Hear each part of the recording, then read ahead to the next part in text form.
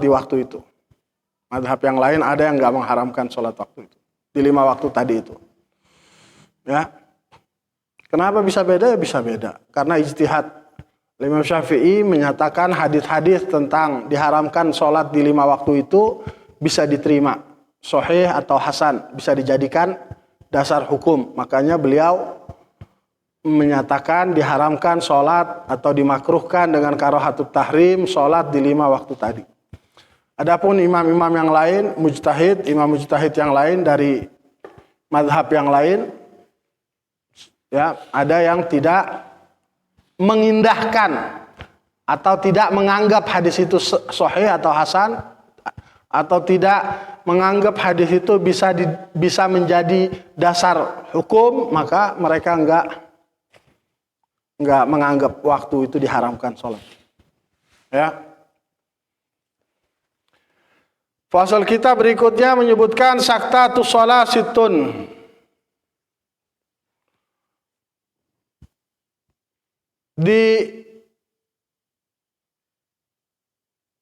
Dianjurkan, disunahkan diam sejenak. Sakta itu artinya diam.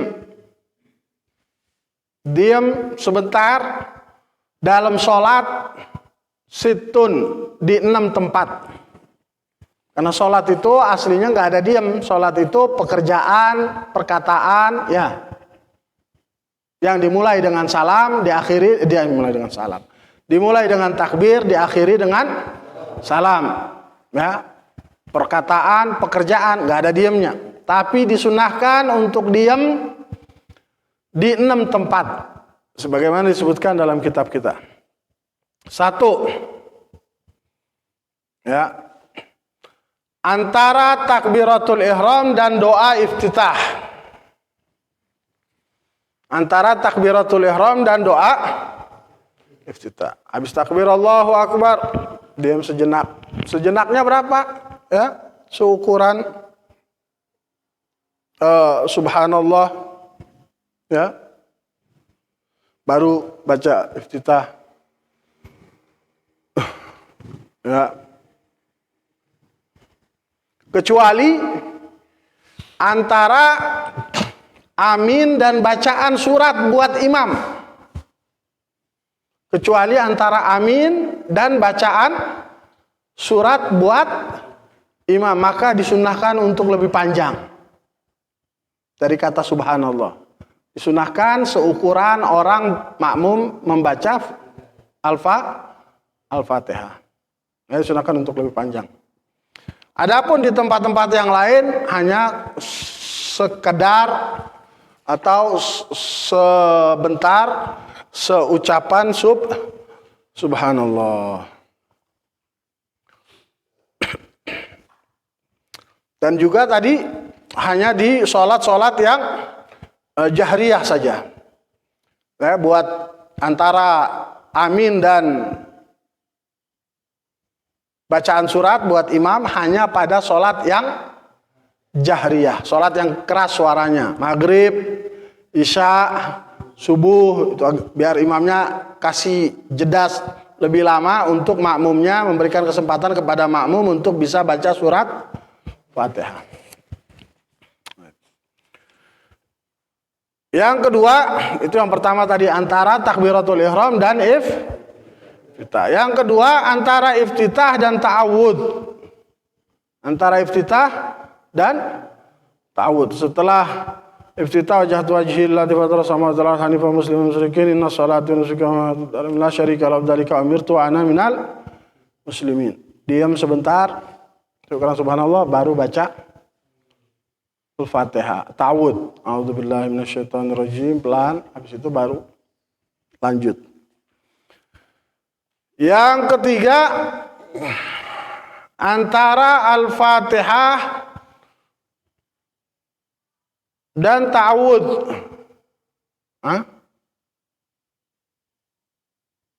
Iya benar ya?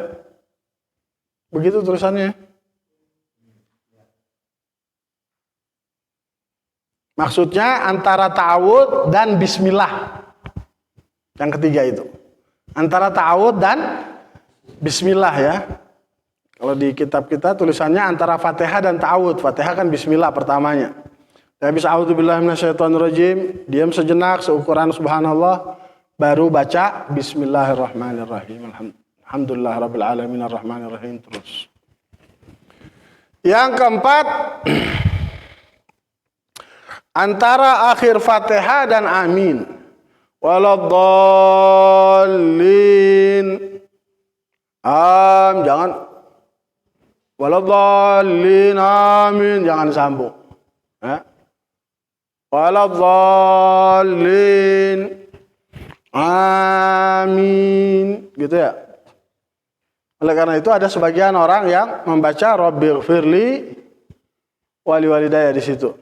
Nah, ada hadisnya itu disebutkan dalam syarah Bidayatul Hidayah lil Imam An-Nawawi Al-Bantani. Ada disebutkan hadisnya di situ. Ya, disunahkan atau dianjurkan untuk baca Rabbighfirli wali walidayya setelah waladdallin, diam baru amin, gitu ya, nggak disambung. Yang kelima, antara amin dan surat. Ini dia yang tadi. Antara amin dan surat. Itu yang tadi ya.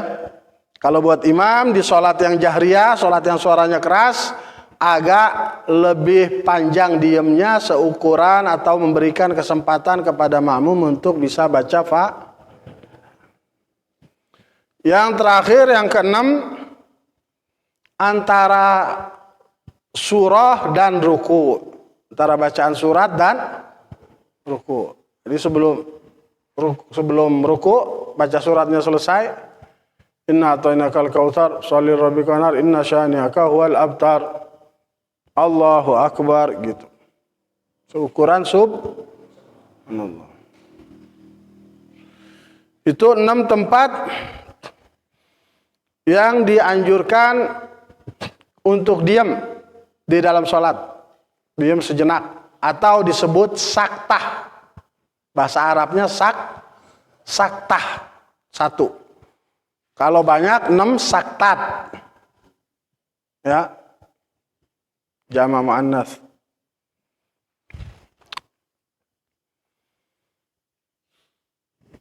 Sampai situ ada yang mau ditanyakan? Yang kurang jelas?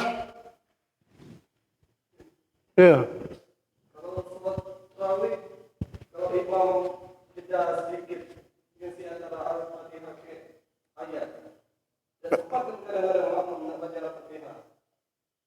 Kalau imam Sholat tarawih, Al-Fatihah atau Waladdallin amin langsung dia baca surat.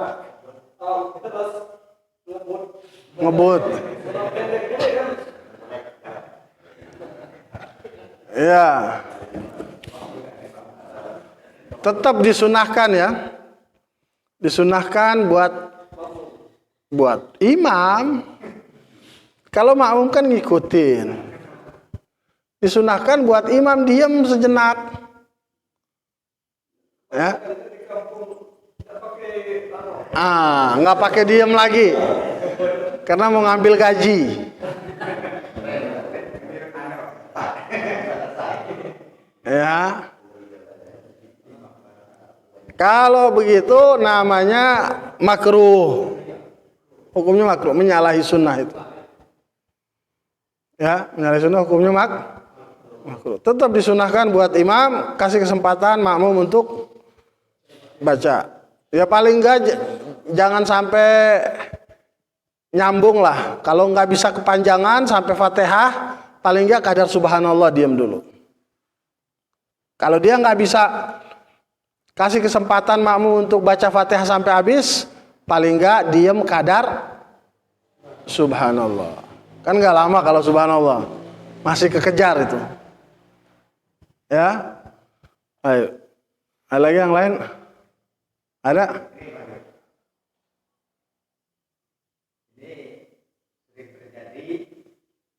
Imam belum membacakan amin yang bersejenak tadi kan, tapi makmum sudah duluan.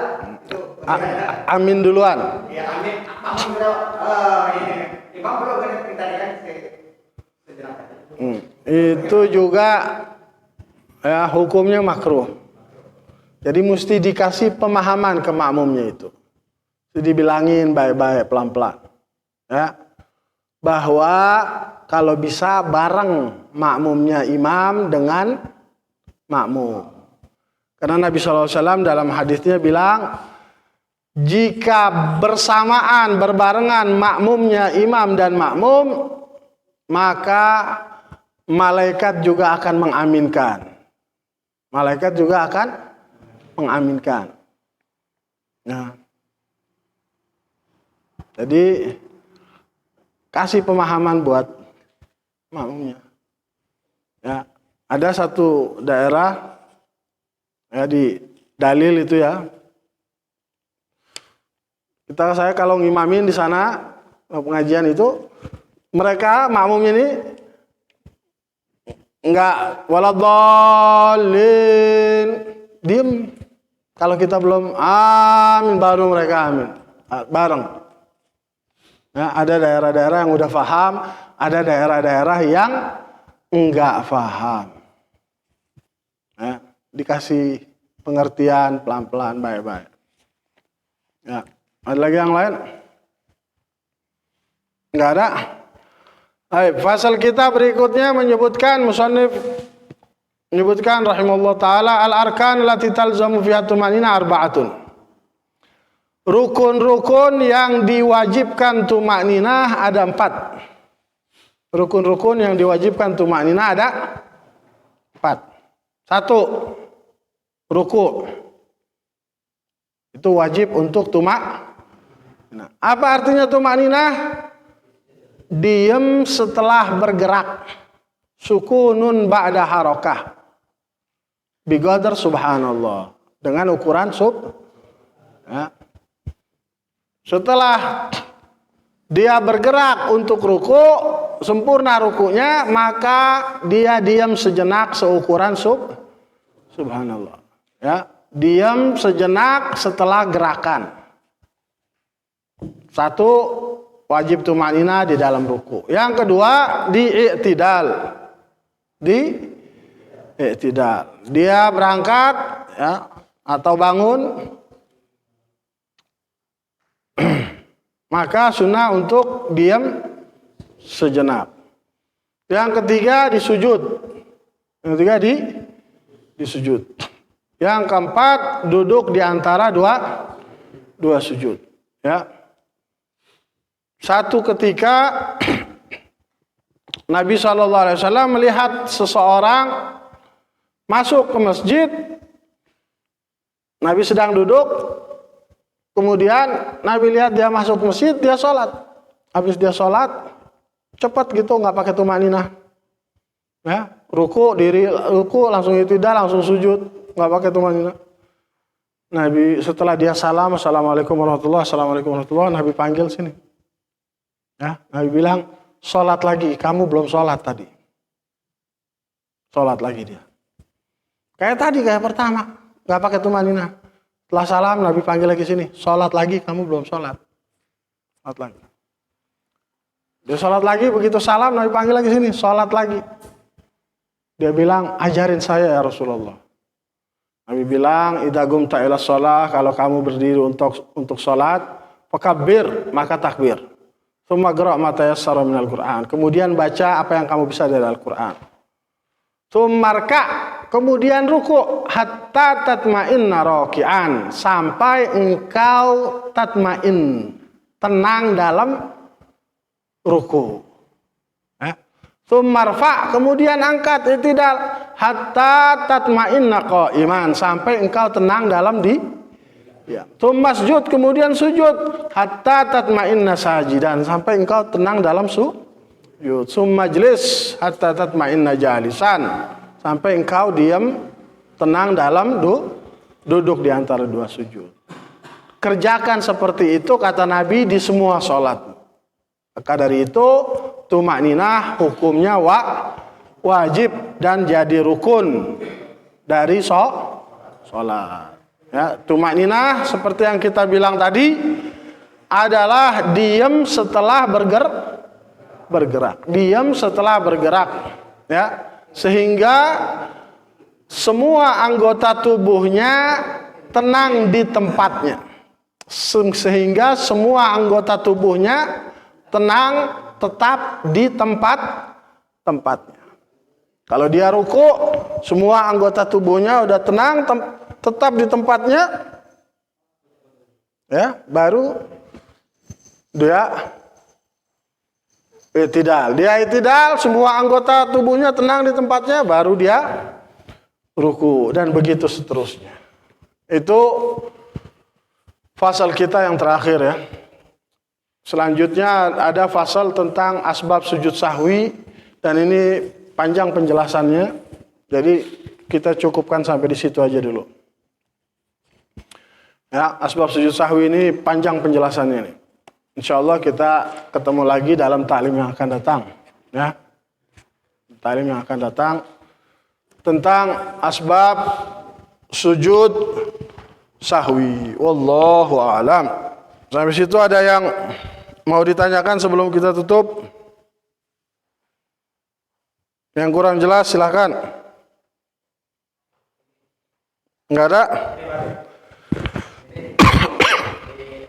Di lembaga dan tema ini itu seumpama imam itu sudah batal. Jadi bagaimana caranya kita untuk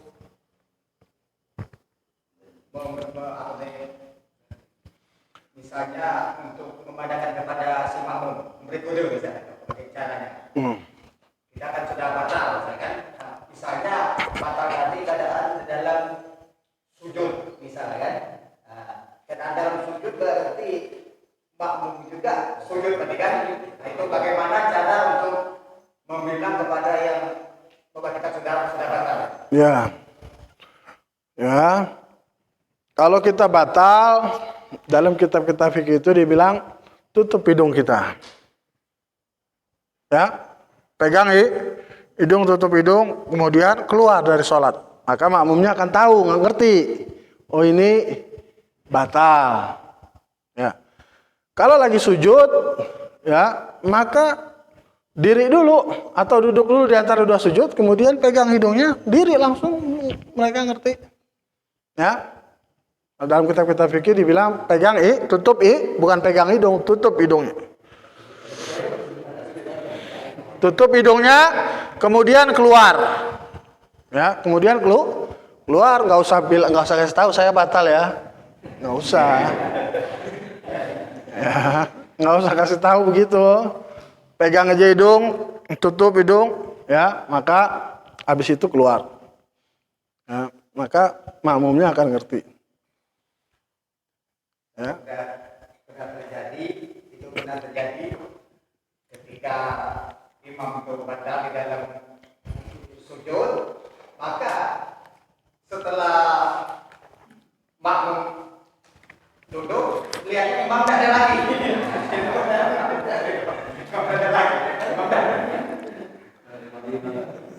Ya. Imam kabur, itu benar terjadi. Kata makmumnya, wah kita dikerjain ini.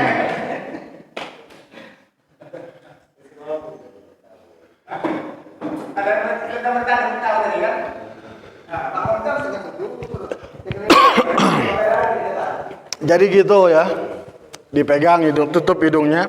Kalau posisi yang mengganti itu makmum yang di belakang imam ya? Ya, dianjurkan makmum yang di belakang imam. Oleh karena itu, cara jalan tuh kan 3 kali kan apa? Begini dulu, begini, apa langsung aja begini? Cara jalan 3 kali ya. ya boleh kanan,